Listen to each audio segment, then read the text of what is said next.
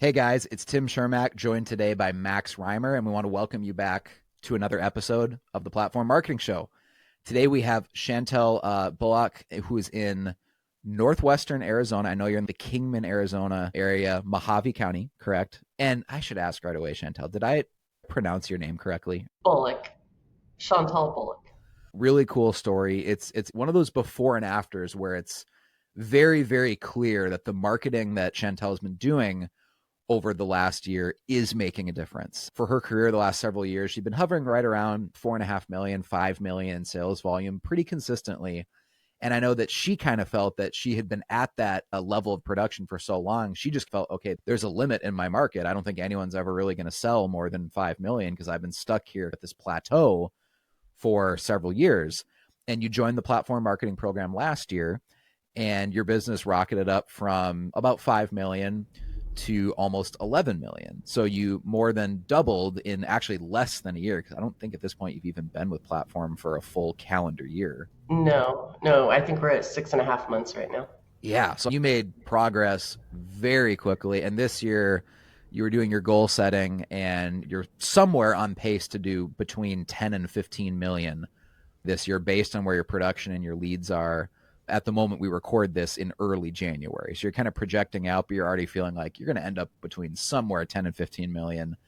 And less than a year ago, you were mentally convinced that there's really no way any agent in this market could ever do more than 5 million in my town. And you're basically on pace to potentially even triple that. So first, congratulations. Thank you. That's amazing. Thank you. Thank you. Secondly, I want to ask, how did you even hear about Platform? How did you get connected with us? What is kind of the origin story of what led us to this podcast episode today?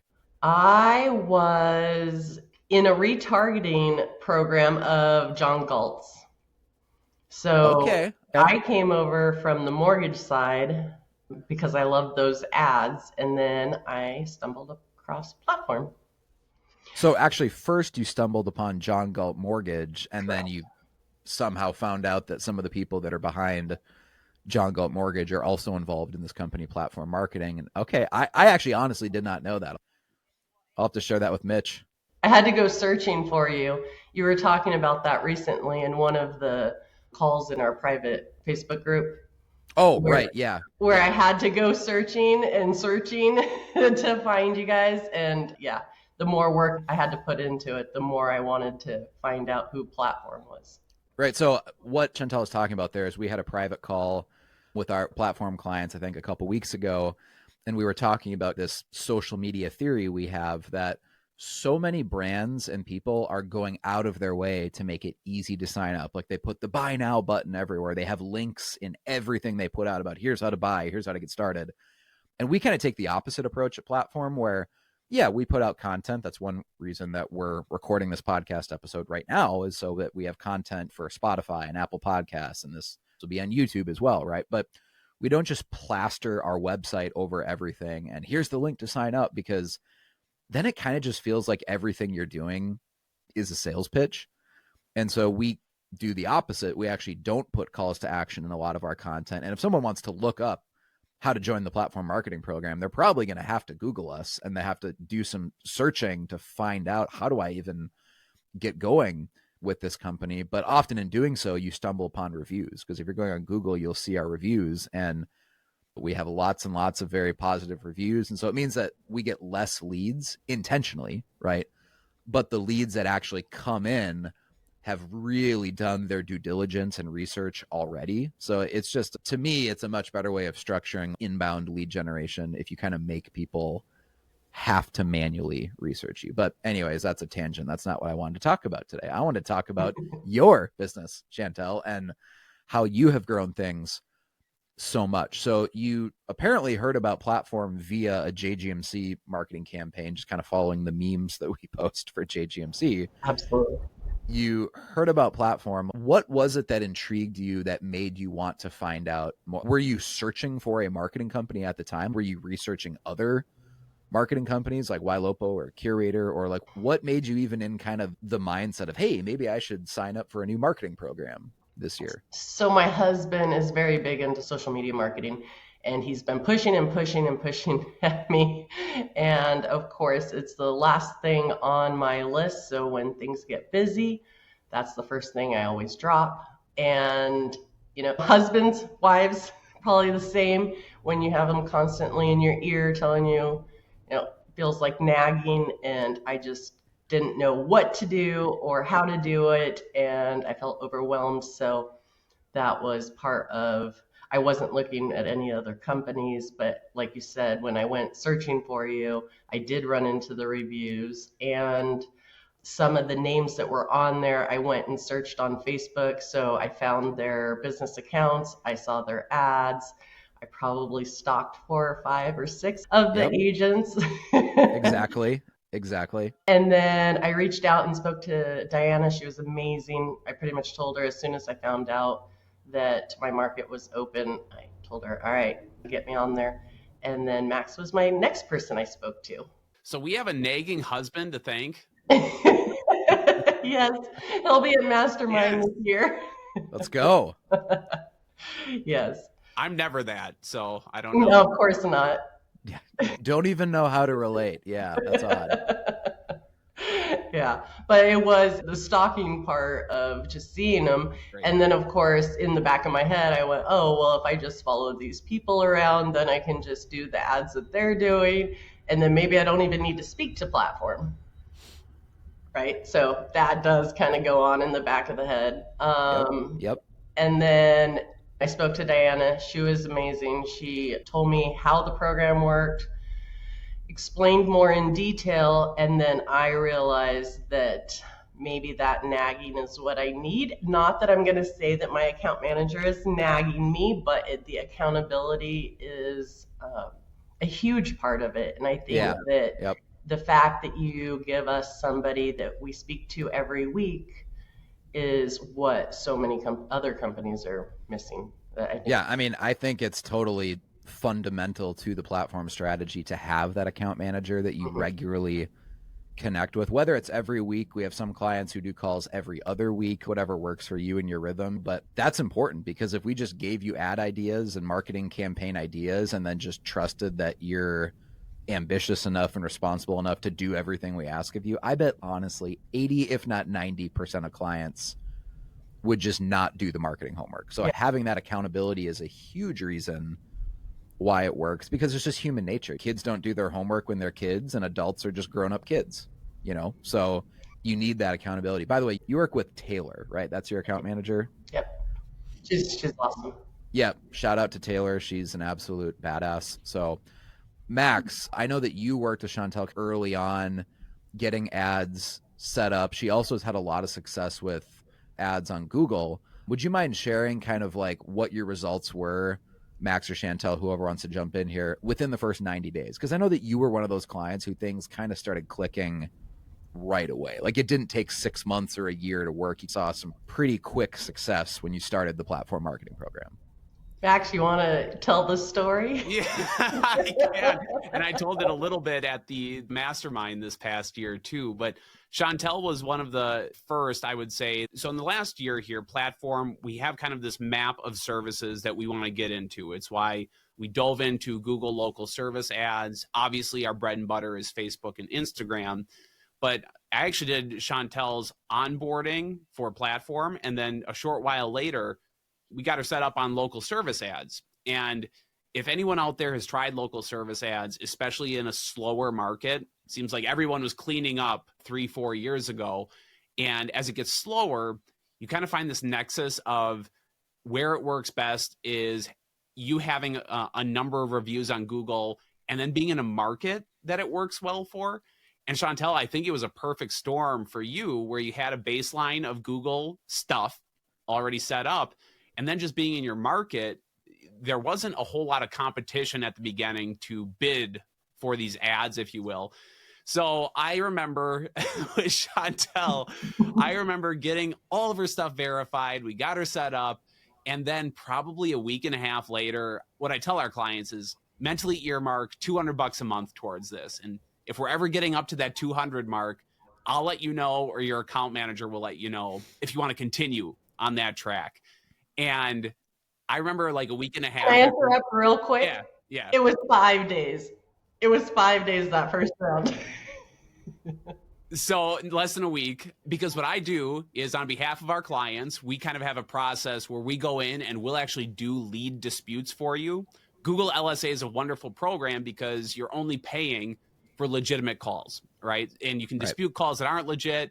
You can basically affirm that you booked an appointment. You're not paying with Google ads. You're not paying, or with LSA ads, I should say. You're not paying cost. You're not paying per click. You're not paying per impression like you do on Facebook.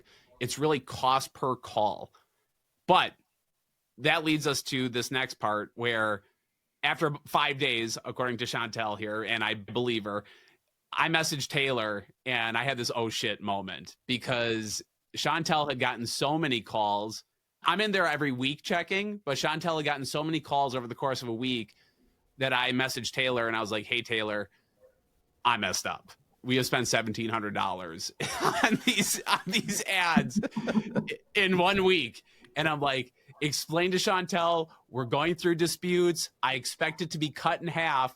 But when you tell someone $200 and it's $900 and all of these are relatively legitimate calls, I told Taylor, I'm expecting that she got some business out of it, but I'm going to fall on my sword on this one. But yeah, it's like normally when you tell a client that, hey, we accidentally quadrupled your budget this month that you told us, like, you're kind of bracing like, oh, this call is going to suck. This person's going to just cuss me out on the phone because, you know, they're going to be really, really mad. And so how did that phone call go? Well, Chantal, I'll let you, because I one, for the listening audience, it never happens. Okay. Never, but it did to me. I'm usually pretty on the ball with this stuff, and our team is on the ball with this stuff. But yeah, I don't know, Chantal. I went like a dog with my tail between his legs to your account manager, and you can tell me how that call went. Well, to be fair, you told me you would go in every Friday and check on it. We started it on a Thursday. I got the phone call on Monday from Taylor of, well, honey, I have some bad news, but it's actually really good news if you just hear me out. Perfect way to start any conversation. Yes.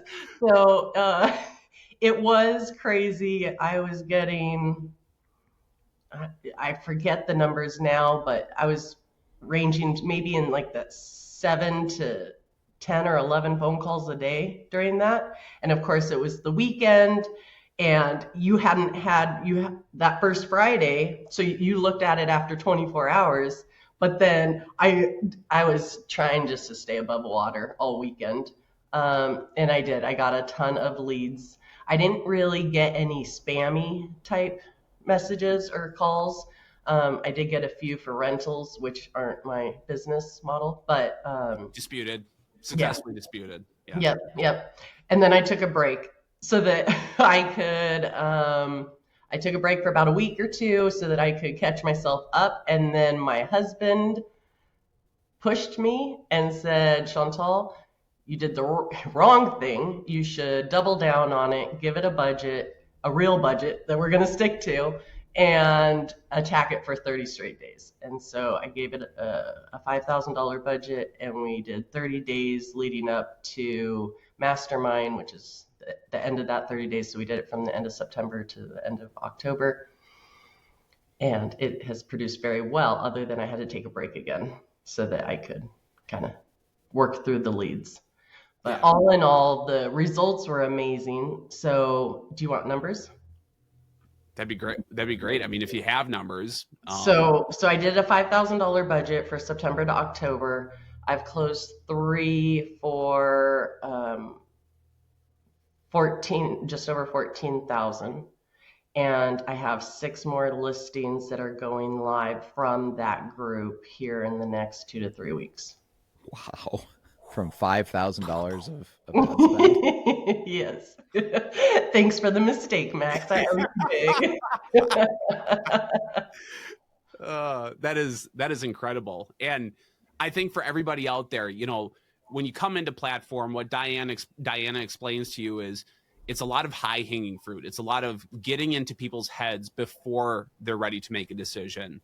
And when Tim and I connected about what else can we provide to clients, Google local service ads are almost a low hanging fruit component of the platform marketing program, where it doesn't get much more low hanging when I'm like, I need a realtor in Kingman, Arizona, and the first person to pop up is Chantal. And that's really part of the mix that we've gotten into over the last year here, is rolling out that service so that we're not only capturing people before they're ready to make a decision, but at the very bottom of the funnel too. So when you hear Chantal said, we got all these leads, we got all these calls, most of those conversations, Chantal, were probably people who were ready to make a decision of some kind.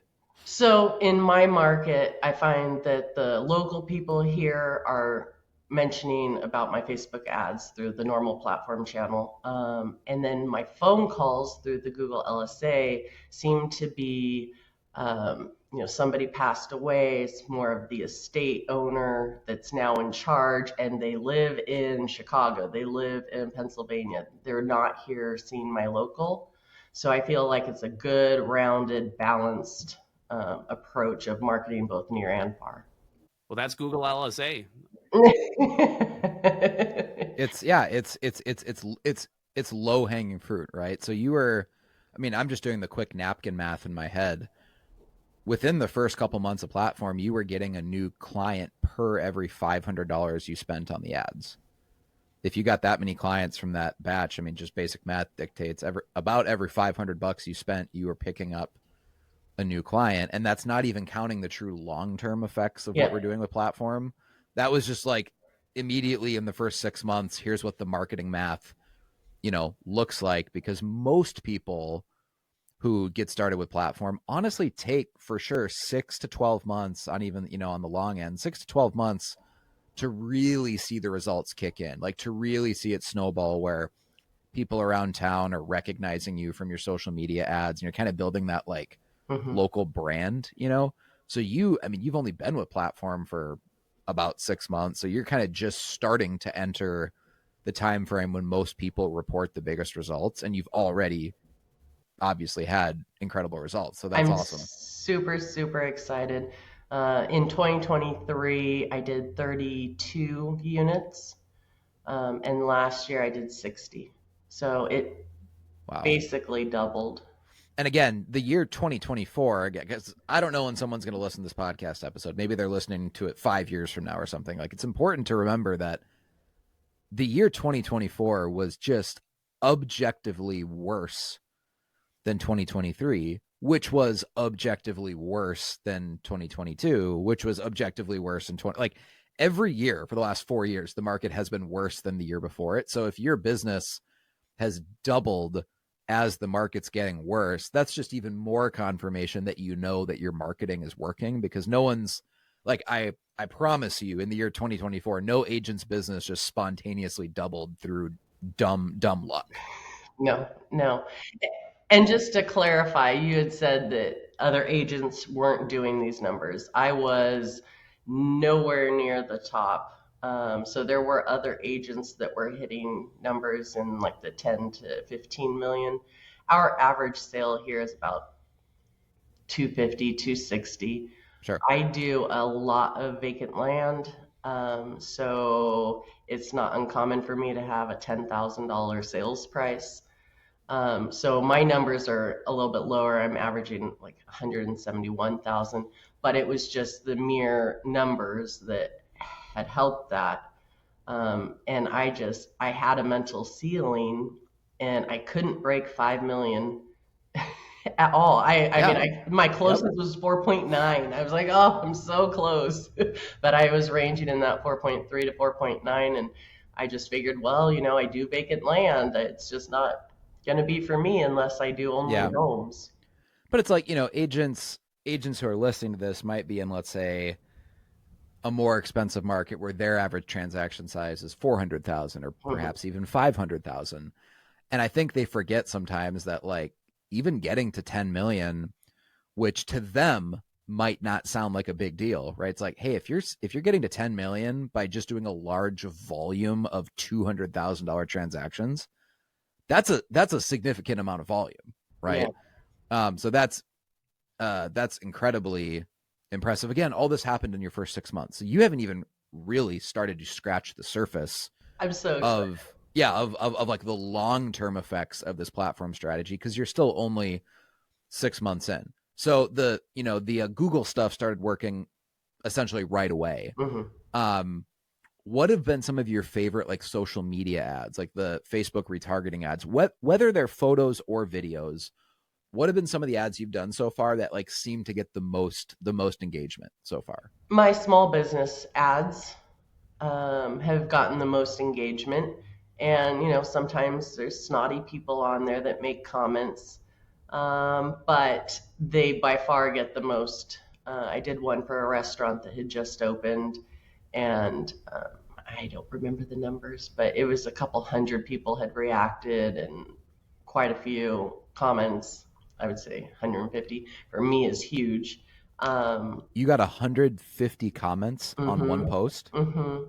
My favorite my favorites though are the property tours, but the ads So fill in the gaps for me yeah, in if terms of my let's thinking. just say that a real estate agent somewhere in the country is listening to this and they're not super familiar with platform, they don't know the platform strategy inside and out. Like when you say that, hey, some of my highest engaging ads are the small business ads, what specifically do you mean by that? Like, give us an example, assuming that someone is totally ignorant of the platform strategy. Like, what do those ads look like?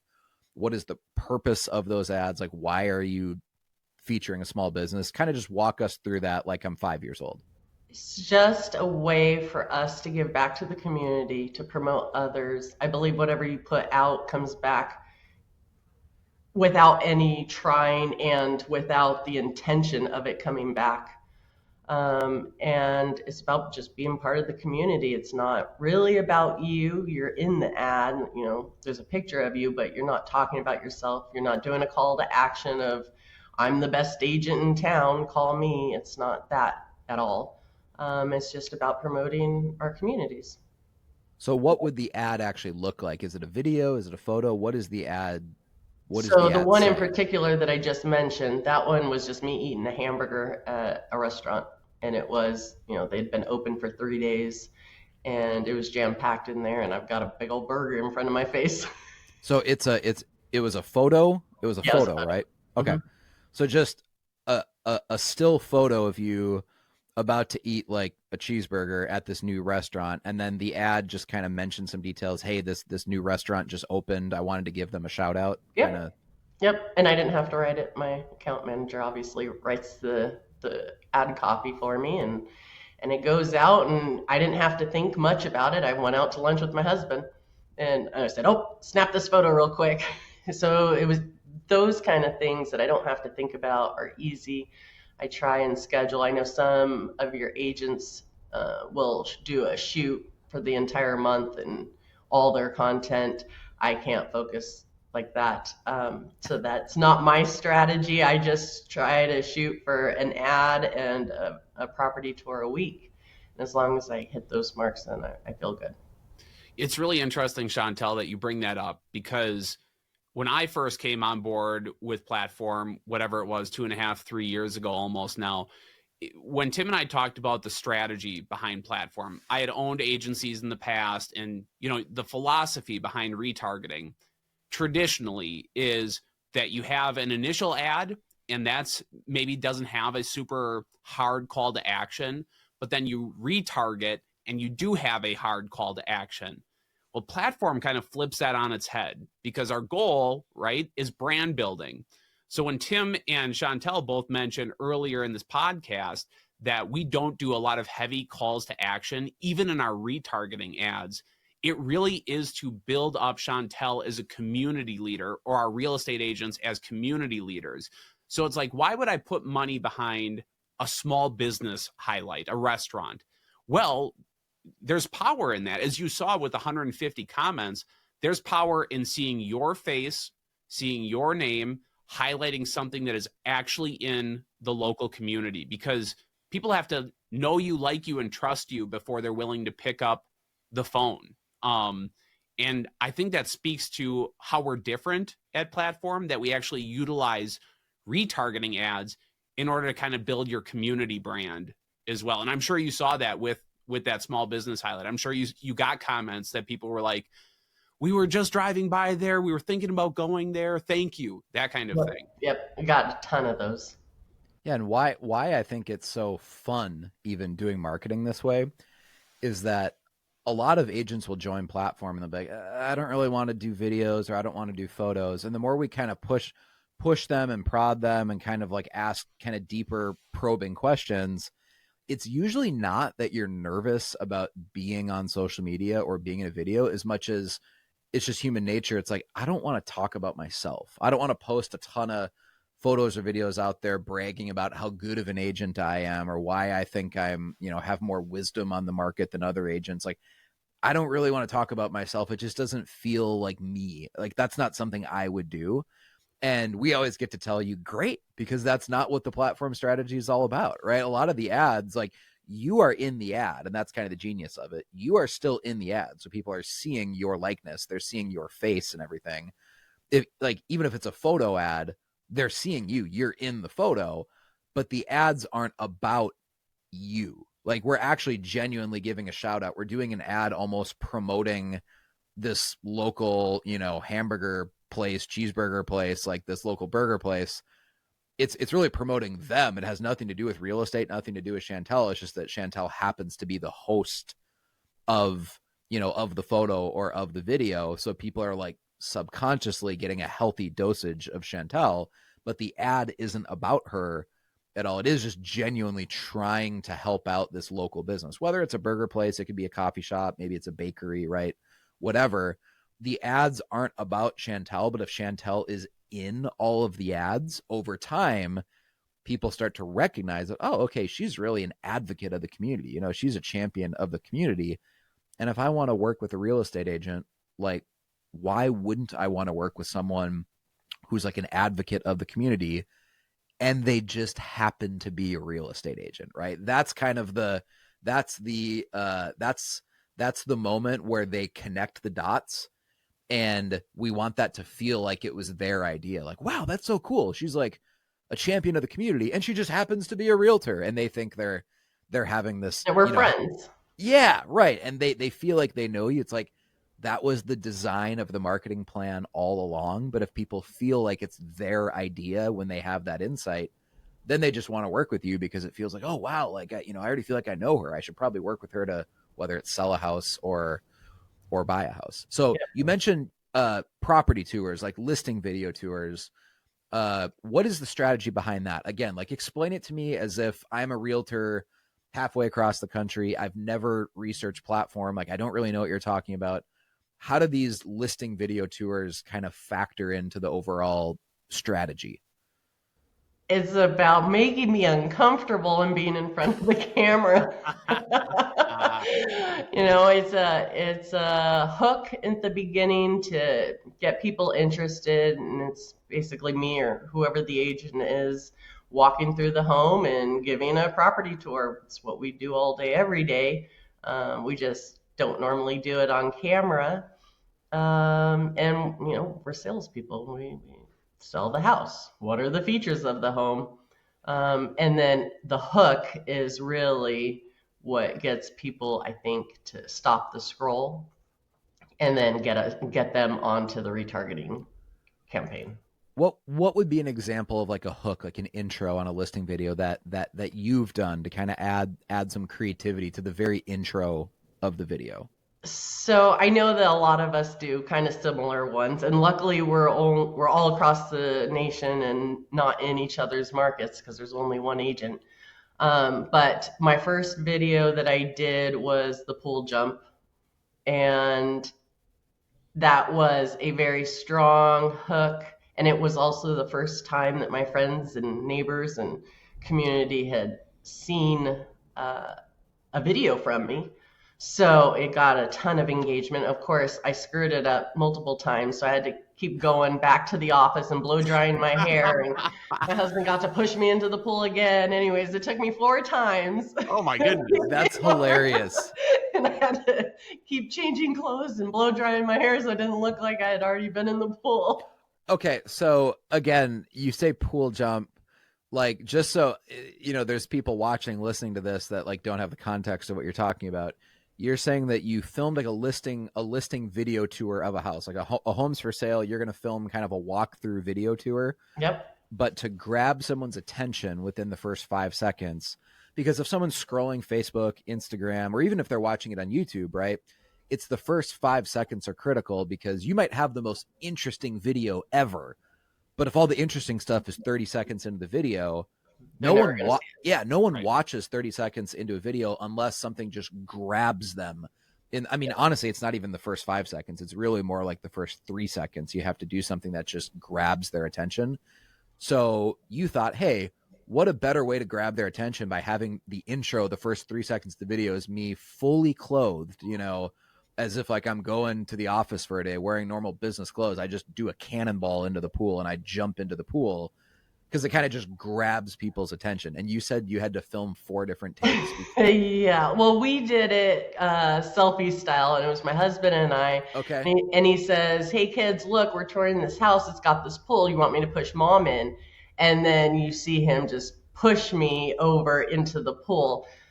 You would think it would be easy to do that, but yes, it did. It took me some. Okay. Question, conspiracy theory here. Was he screwing up on purpose just so he could keep pushing you in and say, oh, we got to refilm it? Yeah, you'll get to know Tommy. We'll be at the rodeo this year. Oh, cool. Cool. Yep. Yep, you'll get to know. If he's got a way to push my buttons, he absolutely will, and we'll enjoy it every second.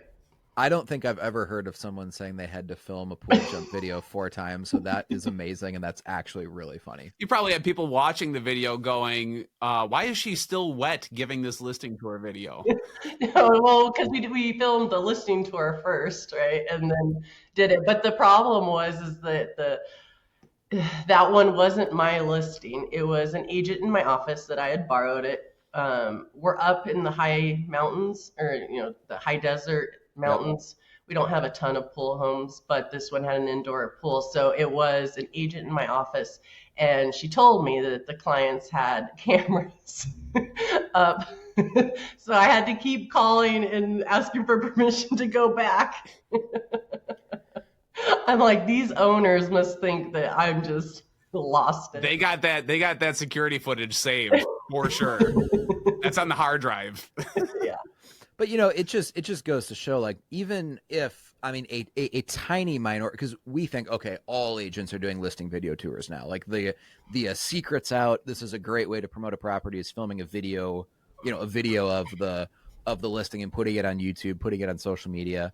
But even still, like, a tiny minority of agents are actually doing that. The vast majority of agents, even though I think this is just kind of like common sense now in 2025, if you have a listing, you should be filming a video of it, right? Absolutely. And now it's common sense to me, but it wasn't beforehand. The vast majority of agents still are not doing that. So even if you're filming a listing video tour at all, even if it's a really, really boring video, the vast majority of agents are not doing that. So you can stand out even more if you actually put just a little bit of creative energy into filming a creative, a funny, kind of like a, eye-grabbing intro that just makes you want to watch. Because again, if you're watching this episode right now, imagine a local realtor in your market selling a home, and the intro of the video is them just like falling into a pool or doing a cannonball into a pool wearing a full suit, right? Like they're not wearing a swimsuit or whatever.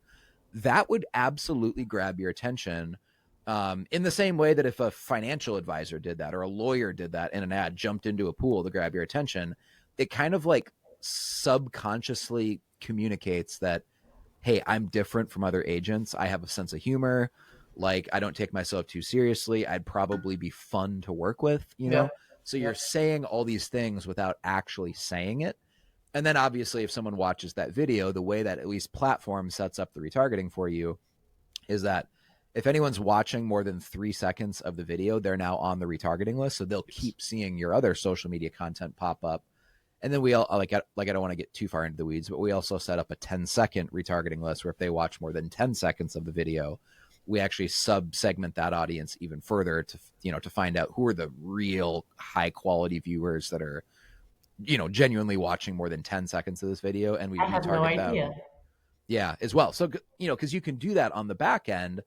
But again, the point is to even get to the point where someone's watching 10 seconds of one of your videos, you have to hook them with something, right? Like you have to have an interesting, creative intro, and that always accomplishes that. So you did a pool jump. Have you done any other listing videos where you did something kind of like creative to grab their attention in the first couple seconds? We did one where my husband dressed up as Bigfoot. It was a hunting cabin, and Bigfoot was holding a sign that said "Eat more deer," like the "Eat more chicken" style. For Chick-fil-A. Yep. Yep.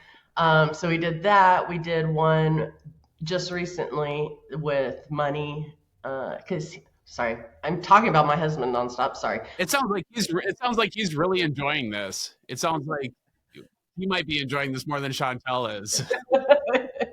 But he's a mortgage broker, and so he likes to throw in the fact that people, they can hear how much a house costs, but they don't really understand how that affects them.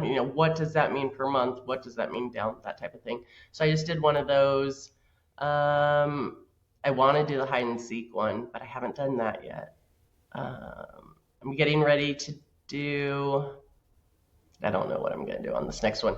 The video that you put out with all the hooks for giving ideas is great. I wish there was some more added to it, because I know that there's been some that I've seen. It's nice to also be able to run things by my account manager. Yep.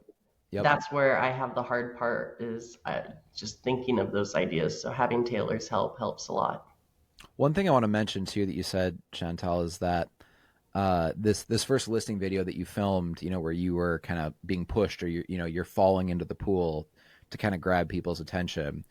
You very just kind of casually said, and then you moved on, it wasn't even my listing. And I want to emphasize that so often we have agents sign up for the platform marketing program, and they see all these creative video ideas that we've developed over the years, like do creative listing videos and get noticed on YouTube, or get noticed when people are searching for an agent on Google, or if they're searching on social media for an agent. Like having videos like this will get you noticed, right?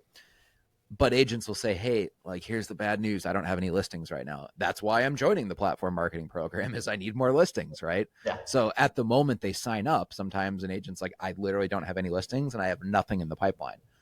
And we've always said, cool, that's fine. That's not a problem at all, because you can go film other agents' listings, right? Like it doesn't need to be your listing when you're filming a video. We can always put credit, of course, in the ad. We'll say, hey, this listing is courtesy of Bob Smith at Remax, or you can mention it in the video. We can put it in the written, ad copy. Like, of course, we're like legally giving credit, so we're being compliant and everything. But the thing is, like, here's kind of the dirty secret. Like, no one remembers that.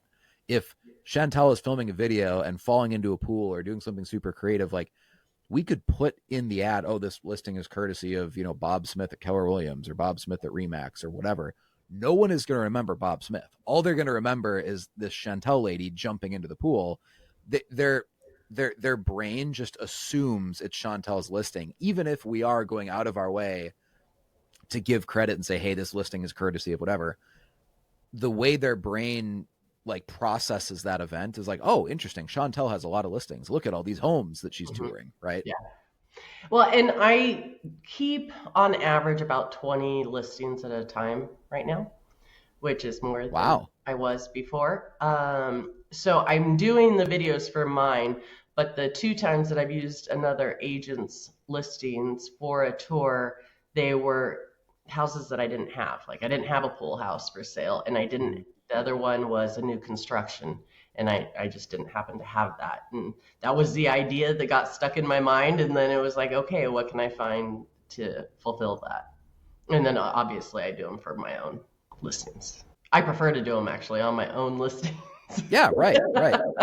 Because then the seller sees it, you're adding that value, instead of somebody else going, oh, who's this agent? That's my house, It sounds like you got something to pick through now. Yes. Yes, absolutely.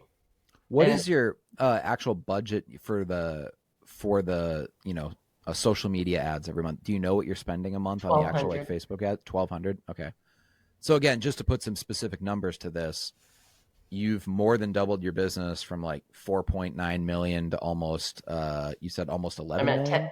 I was at 10.6 last Yeah, year. so almost 11 million. You've more than doubled. You're on pace having to have tripled, and all of that's being fueled by spending $1,200 a month on the actual ads. Like that's what's going into the actual Facebook, Instagram ads budget is Yep. $1,200 a month. Plus that experiment with Google.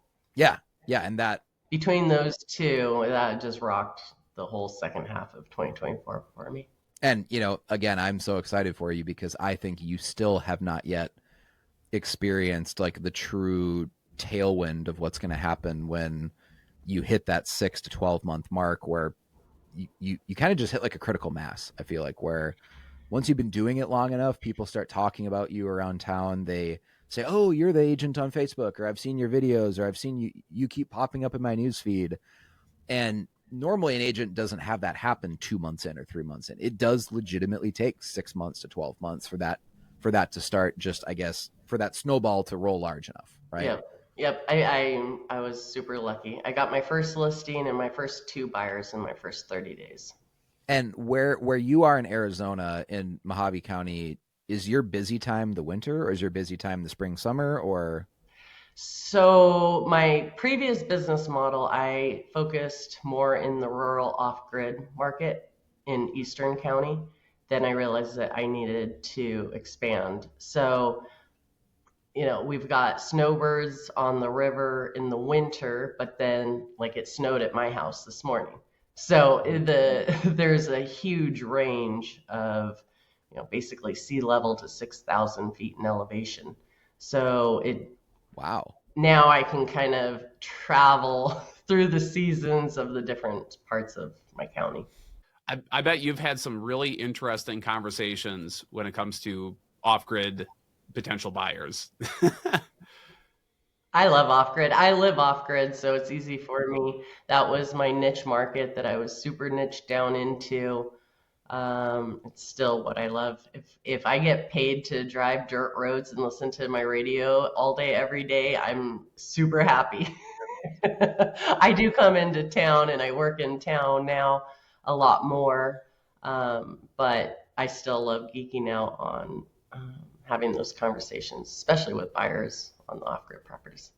What are other agents in your market doing for marketing or advertising, if they're doing anything at all? Like what do you think other agents are, how are they getting leads? So there's a few that do video. None of them, however, are in the video. So, and by a few, if I had to guess off the top of my head who I can remember, I would say maybe 8 to 10 agents do video and aren't typically in them. There is one that I can think of that does video, but it's not in a way where there's a hook and they're grabbing attention. It's more of like newscaster style of this is the house, right? Sure. So I don't have any competition yet. I assume it'll be coming, but not through platform. They'll have to do it on their own. You would think you'd have competition coming soon. I know that like it logically seems that way, that if you've doubled your business and you might triple your business this year, you would think that other people would start copying you. But what we found is actually very rarely do other agents have the emotional courage to copy you, because going out and meeting small business owners and highlighting local small businesses in your ads and filming these kind of sometimes cheesy dumb videos where you're being pushed into a pool or you're doing something to grab attention, right? Mhm. That kind of takes a certain degree of courage of putting yourself out there. And a lot of people aren't willing to do that. Like they might even see you double or triple your business and they're like, well, whatever, all the random stuff she does, I'm not willing to do that. Even if it would bring hundreds of thousands of dollars of income to my family, I'm not going to do that. I'd rather my business not grow. Right. And so you would actually be surprised how people could see you grow over a period of a year or two, and they'll just be unwilling to do the things that you did to grow your business. And again, I think that circles back over to the fact that I have Taylor as my account manager because I didn't want to do it either. And I was paying to have it, to have the service.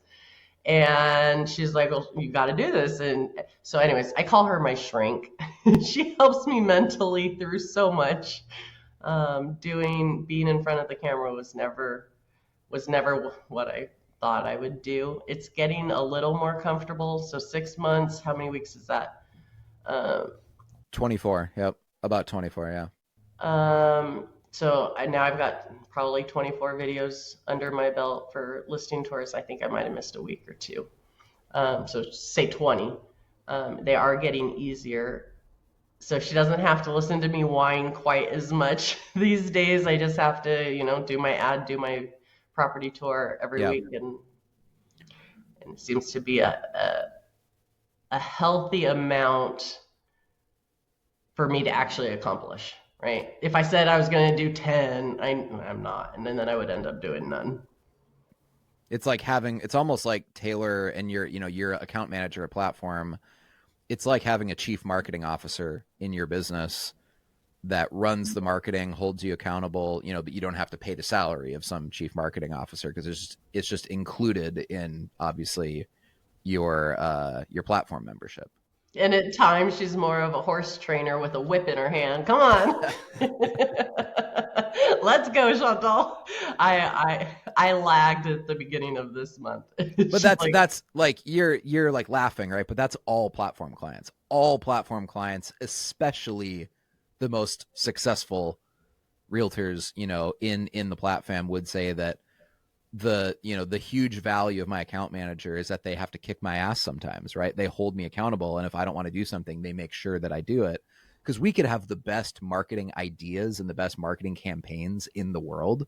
But if we can't convince you to go do it, it doesn't matter at all, right? Because an idea by itself is worthless unless you actually take action. So I have two quick questions I wanted to get to. I want to make sure before we run out of time here. First is, are there any specific agents in the platform that you kind of like look up to in the platform as kind of like a mentor where you're like, oh, I love this person's ads, or I constantly am following their page to see what they'll do next, or I'm secretly admiring them, but I've never told them? Like, is there one or maybe two people that you just look up to where you're like, oh, I love the content that they put out, or, like I want to be like them when I grow up?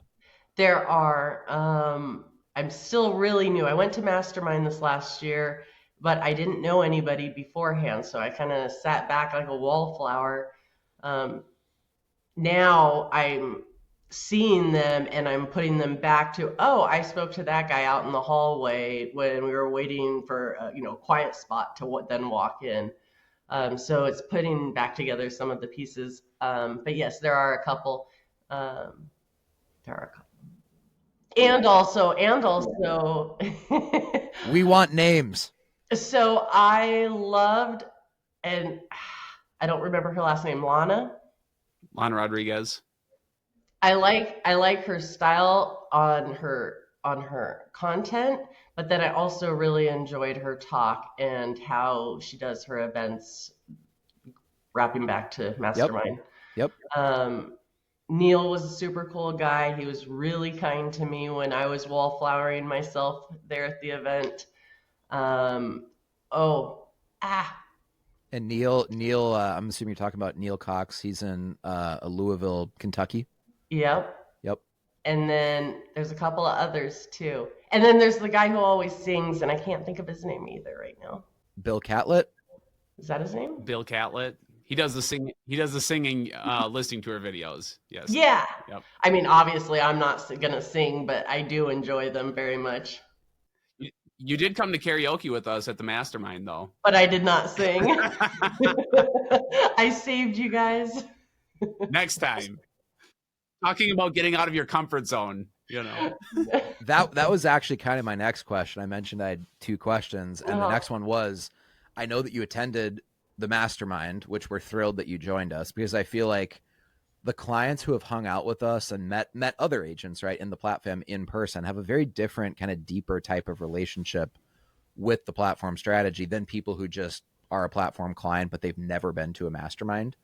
What was your experience of the mastermind? Did you enjoy it? Will you be back next year? Are you Absolutely. glad that you went? Like, Yep. what were the biggest couple takeaways from the event, even if it wasn't something that was said from stage, but it's just something that maybe you took away because of being in the room and talking to other agents? I took away a bunch. I took away the speakers were fantabulous. Um, and I learned a ton of info because it seems like my market's so small. Everybody does the same thing. Kind of getting out of the comfort zone of what we're all used to, just listed, just sold, under contract, those kind Yep. of posts. It was nice to see so many agents in bigger markets or smaller markets or just different markets and what they're doing with the events. I never even had a thought process on holding events. Um, and then the other part was just how, and I took it kind of not as a negative, but as why I was a wallflower was that everybody knew everybody, and I felt like I was my first day in school and as a freshman in high school or something, and everybody knew everybody and I didn't know anyone, and so I was just looking for Taylor's face somewhere and she wasn't there, and then I'm like, okay, I want to go back to my hotel. And then as the event continued, then I'd be chit chatting with this person or chit chatting with that person, and I still didn't know them. I didn't know their marketing. I didn't follow their pages or anything like that. But now I do. I don't know what words I'm looking for, but I'm excited to go to the next thing, which is why we're going to go to the rodeos, because now I can go, okay, that's that guy that did that. And that's the lady that was talking when you brought everybody up on stage. And now I know her backstory, and now I feel more comfortable to get to know and feel like I'm part of the family. Yeah, so you've mentioned the rodeo a couple times. I'll just jump in here, and for people who have no idea what the hell she's talking about, Platform sponsors a pro rodeo every summer in South Dakota. And we just do it because we use it as an excuse to kind of have a long weekend where we go camping, and we invite all of our clients to join us. A pretty good percentage of the platform team is there as well. Like, not the entire company, but most of us or a lot of us are at that rodeo every summer, and we just camp. Like, it's not like a marketing event. There's not speakers or anything like that. It's literally just we go camp together for a long weekend. We hang out over, campfire at night. We watch the rodeo in the evenings, and during the day, we cook breakfast every morning and just like hang out during the day and just talk. And so, if you've ever, I mean, obviously a lot of the conversations revolve around business and marketing and social media ideas and whatnot, but we just honestly get to know each other. Yeah, and that's what they were explaining. Remember, I found you guys through John Galt. So I knew about the rodeo before I knew who Platform was. I'm like, okay, what is up with this company? And then when I found that out, so I started asking questions about the rodeo at Mastermind. And that was when they're like, if you want to get to know everybody, like, this is where everybody's just truly themselves. You can't just put on a face in a show. We all know that real estate, you're on, right? And so it's our families that we go home to at night that see us go, okay, you know. And that's what I was told, was that the rodeo was more of seeing everybody all the way through normal life, and that's how you get to know people. It's not just the always on.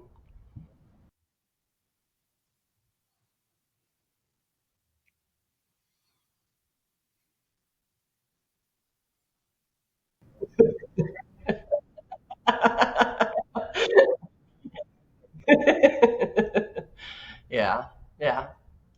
I'm so happy with you guys. I thank you so much from the bottom of my heart. Thank you.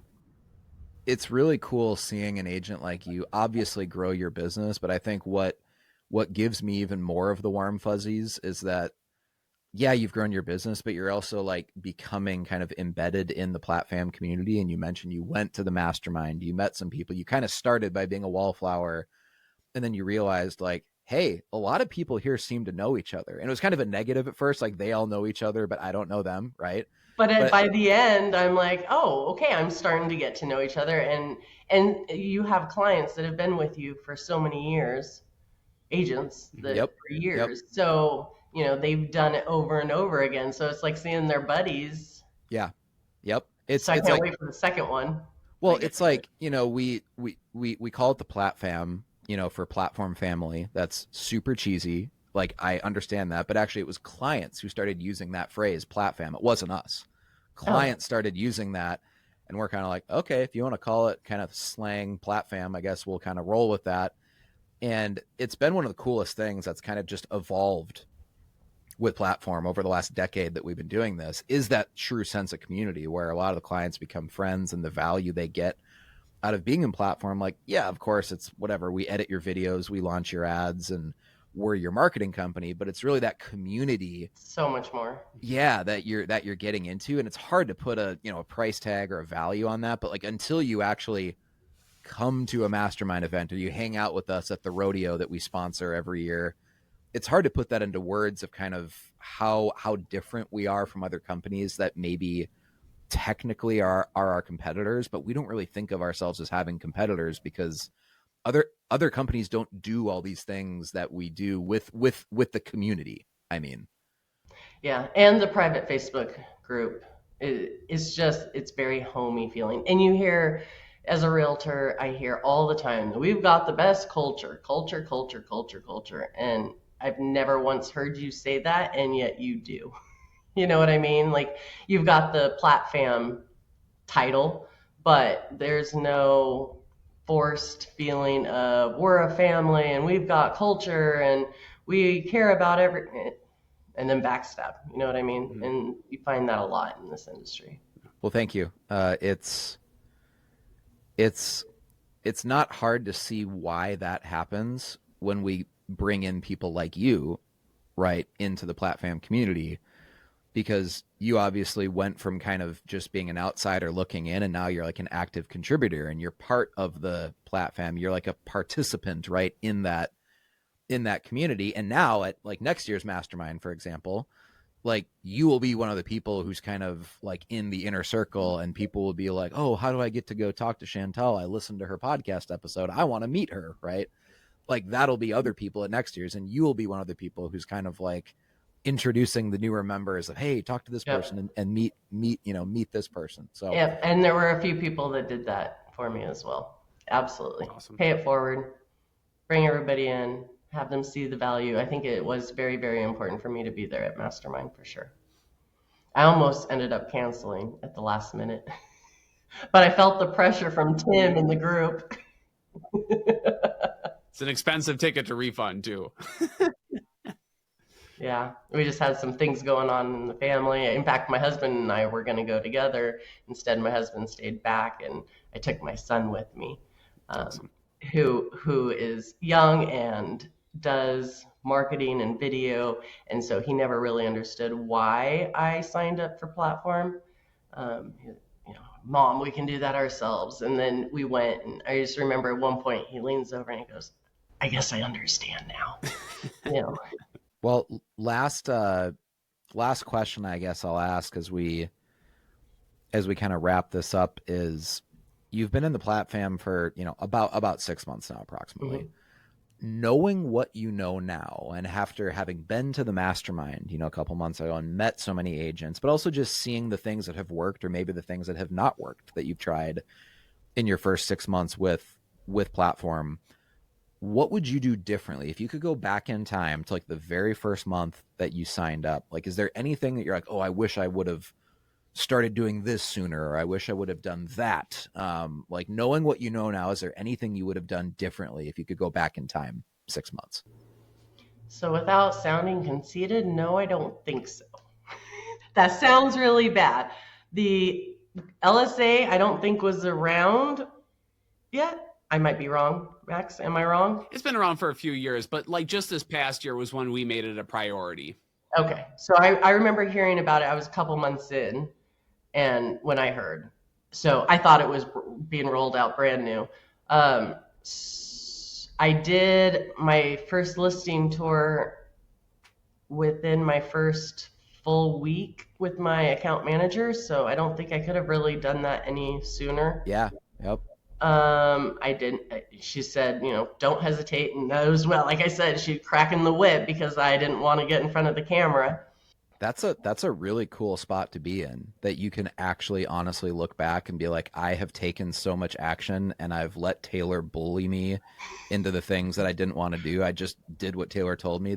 That's cool that you can honestly look back and say, I wouldn't have done anything differently because I always took action on the, marketing homework that was given to me. Because most agents, when we ask that question, they're always like, oh, I wish I wish I would have done so many more videos sooner, or I wish I would have increased my ad spend sooner, or Yeah, so I would say, if anything, maybe it would be that. I don't know if my market's so small that I don't know if increasing my ad spend would have the same effect as if I was in Orange County, California, where I would just be getting more of our population. Our entire county has 200,000 people. My town has just over, under 40,000. Mm-hmm.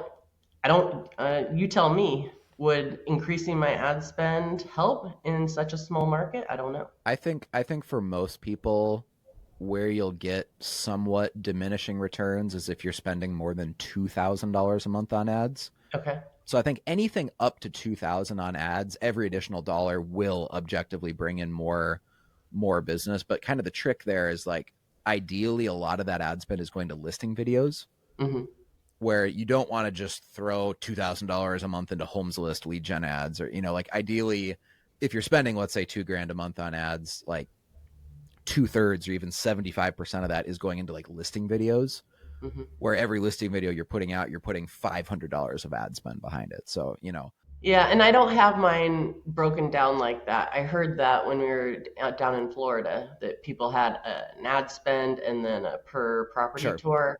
I don't have mine broken down. You might want to ask Taylor. Maybe she has it broken down. I just gave her an overall budget for Yeah, yeah. So everything. she's kind of just working it all into Yeah, I don't have to think about it. what your monthly budget is. Yep. Yeah. But yeah, I mean, I would say if you spend up to $2,000, you will see an increase in business. And that's not saying you won't if you spend beyond 2,000, but beyond 2,000, you have to be very careful to make sure that you're not just throwing money at ads and you're not Mm-hmm. actually tracking, the ROI. But with the YouTube ads will be rolling out here in the spring, then that number can expand a lot, because So excited. that's completely uncorrelated with the social media spend. So And same with Google. Yes. right, exactly. So when I say 2,000, yeah, like when I say 2,000, I'm only talking about like your Facebook social media ads budget. I'm not even saying Google and YouTube. And by the way, for those listening that are not a platform client,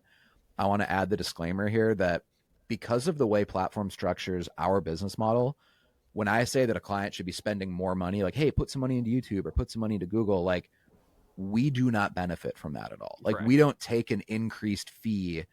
If Chantal wants to, let's say, spend $500 a month on YouTube or an extra 500 on LSA, when we're saying, hey, you should do that, I think you should, we do not literally get a single dollar of that. Yeah, we don't take a commission. We don't. A lot of agencies will. A lot of agencies, you'll be charged a flat fee, and then based on your ad spend, will up it or down it what they're actually paid. And that's not us. We have one flat fee for all the services that we do provide.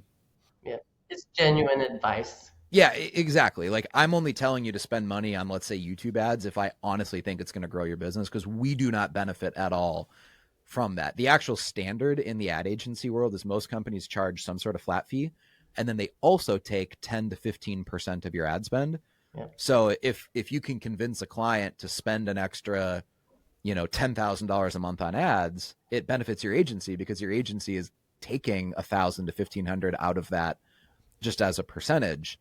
We don't do that at all. So when I say, hey, like, let's put some money into YouTube ads or Google LSA, like, it's because I honestly think that you'll get a return on investment, not because platform even takes like a single dollar from that. So, I mean, there's lots of like unpicked fruit out there in 2025 that you could grow your business. I mean, I think honestly, Chantal, the constraint that you're going to hit in 2025 has nothing to do with money or ad spend. It's going to be with all the opportunities and business coming in. Like, you're going to run out of hours in the day. That's going to be the biggest challenge you'll have to solve in in 2025 is just figuring out, am I willing to work 50 or 60 hours a week? Do I need to hire an assistant? Because like Which there's I not, did.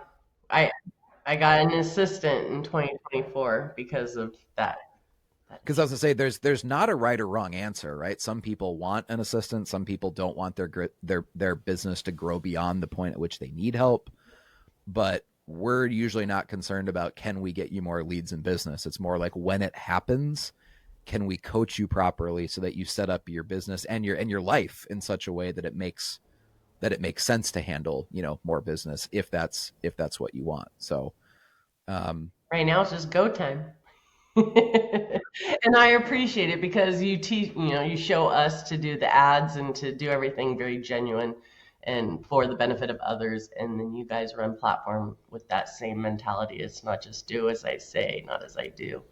But you guys, between the Zoom calls and the mastermind and all the different things that you provide to us, it feels like it comes very genuinely from the heart.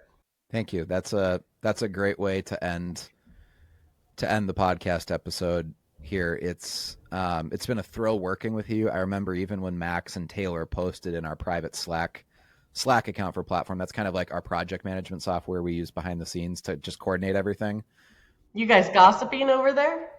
Never. Absolutely. All day, every day. But when they were posting like, here's the results Chantal got in her first 90 days or whatever it was, like, it was almost like, this is too good to be true. Like, what? Like, it was cool seeing you have success so early on in such a massive way. So all the congratulations to you. You've earned every single dollar of profit you've made in the last year. You've absolutely earned it. So thank you for the hard work you've put in and for trusting us to handle your marketing. Absolutely. I would do it again and again and again. I appreciate you both. Everybody, actually. The whole group. Thank you for that. And we'll see you guys on the next episode of the Platform Marketing Show. Thank you. Thank you.